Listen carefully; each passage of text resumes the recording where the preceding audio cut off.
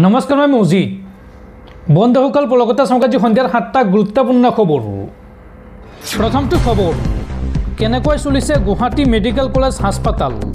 থানাৰ সন্মুখত জিএমচিএইচৰ নাৰ্ছৰ বিস্ফোৰক মন্তব্য শিশু আইচিউৰ দায়িত্বত থকা ভানুপ্ৰিয়া মিচিঙক আটক কৰাৰ পিছতে ওলাই আহিল সতীৰ্থ নাৰ্ছসকল ঘটনাৰ নিশা কি হৈছিল এই সন্দৰ্ভত বিৱৰণী দিলে সতীৰ্থ নাৰ্ছে নাৰ্ছৰ দাবীত স্পষ্ট হৈ পৰিল জিএমচিএইচৰ আন্তঃগাঁথনিৰ অভাৱৰ কথা থানাৰ সন্মুখত জিএমচিএইচৰ নাৰ্ছৰ বিস্ফোৰক মন্তব্য শিশু আইচিউৰ দায়িত্বত থকা ভানুপ্ৰিয়া মিচিঙক আৰক্ষীয়ে আটক কৰাৰ পিছতে ওলাই আহিছে সতীৰ্থ নাৰ্ছসকল ঘটনাৰ নিশা কি হৈছিল বিৱৰণী দিলে সতীৰ্থ নাৰ্ছে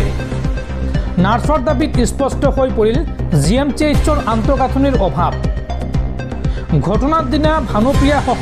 মুঠ 5 গৰাকী নাৰ্ছ আছিল দায়িত্বত আছিল পূজা আৰু ঋষিকেশ নামৰ দুজন চিকিৎসক নিখাৰ দায়িত্বত আছিল দুগৰাকী ৱাৰ্ড গাৰ্ল আৰু দুগৰাকী ক্লিনাৰো ঘটনাৰ সময়ত ভানুপ্ৰিয়াই গাখীৰ প্ৰস্তুত কৰিব গৈছিল আৰু সেই নিশা ভানুপ্ৰিয়া থকা ৰুমত আছিল 35টা শিশু নৱজাতক ৰখা বাৰ্মাৰ বেড আছিল ভঙা অৱস্থাত আৰু এটা ৰুমত 3 গৰাকী নাৰ্ছ থাকিব লাগে যদিও দায়িত্বত আছিল মাত্ৰ এগৰাকী নাৰ্ছ গুৱাহাটী মেডিকেল কলেজ হাস্পতালৰ আইচিউৰ পৰা এগৰাকী শিশু বিছনাৰ পৰা পৰি মৃত্যু হোৱাৰ পিছতে নাৰ্ছ ইনচাৰ্জক গ্ৰেপ্তাৰ কৰা হৈছে আৰু তাৰ পিছতে ৰাজপথলৈ ওলাই আহিছে সতীৰ্থ নাৰ্ছসকল আৰু এই সতীৰ্থ নাৰ্ছসকলে এই বিস্ফোৰক মন্তব্য কৰিছে সংবাদ মাধ্যমৰ আগত পৰৱৰ্তী খবৰ দিল্লীৰ মুখ্যমন্ত্ৰীৰ গালত প্ৰচণ্ড চৰ ফুটালে গুজৰাটৰ ৰিক্সা চালকে দিল্লীৰ মুখ্যমন্ত্ৰীৰ বুধবৰীয়া জনশুনানি কাৰ্যসূচীত উপস্থিত আছিল গুজৰাটৰ ৰাজকোটৰ এগৰাকী ৰাজেশ নামৰ ৰিক্সা চালক আৰু মুখ্যমন্ত্ৰীগৰাকীৰ এই অনুষ্ঠান জনশুনানিৰ কাৰ্যসূচীত চলি থকাৰ মাজতে মুখ্যমন্ত্ৰীগৰাকীক আক্ৰমণ কৰে এইগৰাকী ৰিক্সা চালকে আৰু তাৰ পিছতে মুখ্যমন্ত্ৰী নিৰাপত্তাৰক্ষীয়ে আটক কৰে ৰিক্সা চালক ৰাজেশক আৰু এই সন্দৰ্ভত অভিযুক্তৰ মাতৃৰ দাবী কোনো ৰাজনৈতিক দলৰ সৈতে জড়িত নহয় পুত্ৰ ৰাজেশ পৰৱৰ্তী খবৰ অসমত মিয়া খেদান নামত গণ উন্মাদনাৰ সৃষ্টি কৰা দল সংগঠনৰ বিৰুদ্ধে ল'ব লাগে কঠোৰ ব্যৱস্থা আৰু অসমত এছআইআৰৰ কোনো প্ৰয়োজন নাই এনআৰচি হৈ যোৱাৰ পিছত কি প্ৰয়োজন আছে এছআইআৰৰ এই সন্দৰ্ভত ৰাজ্যৰ গৃহ সচিব আৰু ভাৰতৰ নিৰ্বাচন আয়োগক স্মাৰক পত্ৰ প্ৰদান সদৌ অসম সংখ্যালঘু ছাত্ৰ সন্থা চমুকৈ আমচুৰ গৃহ সচিব আৰু ভাৰতৰ নিৰ্বাচন আয়োগক স্মাৰক পত্ৰ দাখিল আমচুৰ অসমত এছআইআৰৰ কোনো প্ৰয়োজন নাই বুলি পত্ৰ প্ৰেৰণ আমচুৰ বিভিন্ন সময়ত নাগৰিকত্ব প্ৰমাণ দি আহিছে অসমৰ সংখ্যালঘু লোকে আৰু পুনৰবাৰ নাগৰিকত্ব প্ৰমাণৰ কাগজ পত্ৰ লৈ দৌৰা দৌৰি কৰাৰ প্ৰয়োজন অনুভৱ কৰা নাই অসমৰ সংখ্যালঘু লোকে এনআৰচি হৈ যোৱাৰ পিছত কি প্ৰয়োজন আছে এছআইআৰৰ এনআৰচিত নাম থকা সকলক এছআইআৰত পোনপটীয়াকৈ নাম অন্তৰ্ভুক্ত কৰিব লাগে আৰু এনআৰচিত নাম নথকা সকলকো আইনী প্ৰক্ৰিয়া শেষ নোহোৱালৈকে ভোটাৰ তালিকাৰ পৰা নাম কৰ্তন নকৰাৰ আহ্বান মিয়া খেদান নামত সংখ্যালঘুৰ ওপৰত চলা অত্যাচাৰক লৈও গৃহ বিভাগক স্মাৰক পত্ৰ প্ৰদান মিয়া খেদান নামত গণ উন্মাদনাৰ সৃষ্টি কৰা দল সংগঠনৰ বিৰুদ্ধে ল'ব লাগে কঠোৰ ব্যৱস্থা এই সন্দৰ্ভত গৃহ সচিব আৰু ভাৰতৰ নিৰ্বাচন আয়োগক স্মাৰক পত্ৰ দাখিল আমচুৰ দৰ্শকসকল আৰু বহুতো গুৰুত্বপূৰ্ণ খবৰ আছে তাৰ আগতে আপোনাক জনাওঁ যে যদি আপুনি এতিয়ালৈকে এইটো ভিডিঅ'ত লাইক কৰা নাই তেন্তে এতিয়াই ভিডিঅ'টোত লাইক কৰি দিয়ক আৰু এনেকুৱা ধৰণৰ ভিডিঅ'সমূহ নিতৌ চাবলৈ চেনেলটো ছাবস্ক্ৰাইব কৰি কাষত থকা বেল আইকনটো প্ৰেছ কৰি ৰাখক পৰৱৰ্তী খবৰ নিৰ্মাণ সম্পূৰ্ণ নোহোৱা পথ আৰু পথত গাঁত থাকিলে বা যান-জঁট থাকিলে সংগ্ৰহ কৰিব নোৱাৰিব টোল কৰ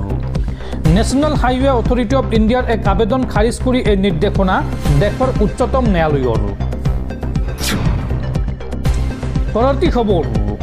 4 বছৰৰ পাছত ন্যায় পালে মৰিধল মহাবিদ্যালয়ৰ ছাত্ৰী নন্দিতা শইকীয়াৰ পৰিয়ালে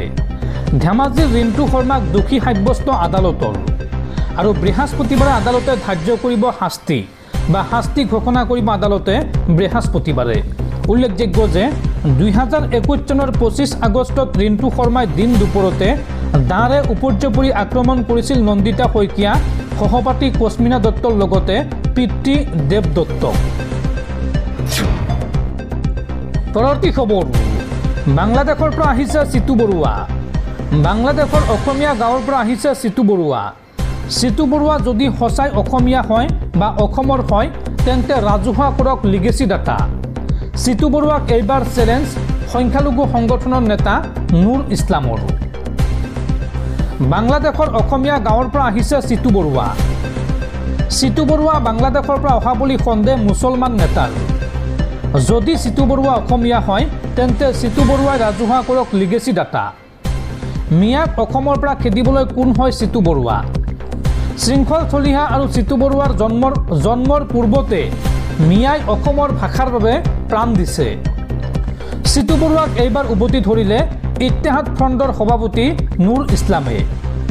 বাংলাদেশৰ পৰা অত্যাচাৰ কৰি চিতু বৰুৱাক খেদি দিয়াৰ সন্দেহ ইছলামৰ আৰু তাৰ বাবে অসমলৈ আহি মিয়াক অত্যাচাৰ চলাইছে বুলি মন্তব্য সংখ্যালঘু সংগঠনৰ নেতাগৰাকীৰ পৰৱৰ্তী খবৰ ৰাজ্যত পুনৰ উৎকোচ কাণ্ড শিক্ষকৰ পেঞ্চনৰ নামত উৎকোচ লৈ গ্ৰেপ্তাৰ শিক্ষা বিষয়া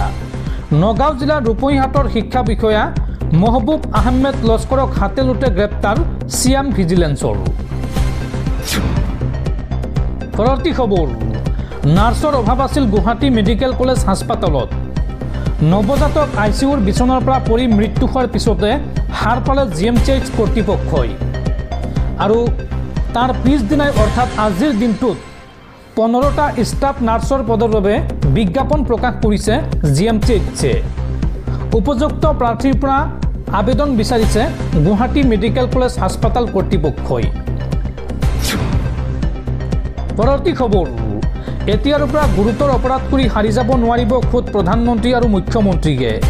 ছেকেণ্ডৰ ভিতৰতে চকী হেৰুৱাব প্ৰধানমন্ত্ৰী বা মুখ্যমন্ত্ৰীয়ে এই সন্দৰ্ভত দেশত আহি আছে নতুন আইন কেন্দ্ৰৰ নৰেন্দ্ৰ মোদী চৰকাৰে আনি আছে নতুন আইন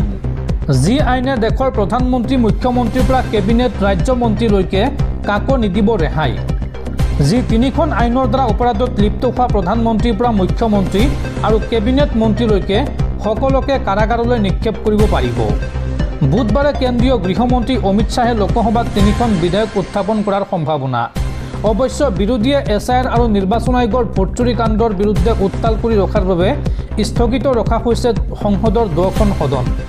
যাৰ ফলত এই প্ৰতিবেদন প্ৰস্তুত কৰা সময়লৈকে লোকসভাত উত্থাপন কৰা হোৱা নাই এই বিধেয়ক তিনিখন কেন্দ্ৰীয় গৃহমন্ত্ৰী অমিত শ্বাহে উত্থাপন কৰিবলগীয়া এই বিধেয়ক তিনিখনৰ দ্বাৰাই নাকি লগোৱা হ'ব দেশৰ প্ৰধানমন্ত্ৰীৰ পৰা ৰাজ্যৰ মুখ্যমন্ত্ৰীসকলৰ লগতে তেওঁলোকৰ সতীৰ্থ মন্ত্ৰীসকলক মোদী চৰকাৰে প্ৰণয়ন কৰিবলৈ লোৱা এই তিনিখন আইনৰ অধীনত গুৰুতৰ অপৰাধত লিপ্ত থকা প্ৰধানমন্ত্ৰীৰ পৰা ৰাজ্যৰ মুখ্যমন্ত্ৰীসকলৰ লগতে তেওঁলোকৰ সতীৰ্থ মন্ত্ৰীসকলৰ বিৰুদ্ধে আইনী ব্যৱস্থা ল'ব পাৰিব আৰক্ষীয়ে আৰু তেওঁলোকক অপসাৰণ কৰাৰ ব্যৱস্থাও থাকিব এই প্ৰস্তাৱিত আইন তিনিখনত পৰৱৰ্তী খবৰ পুনৰ মৰিগাঁও কাৰাগাৰৰ পৰা 2জন কয়দীৰ পলায়ন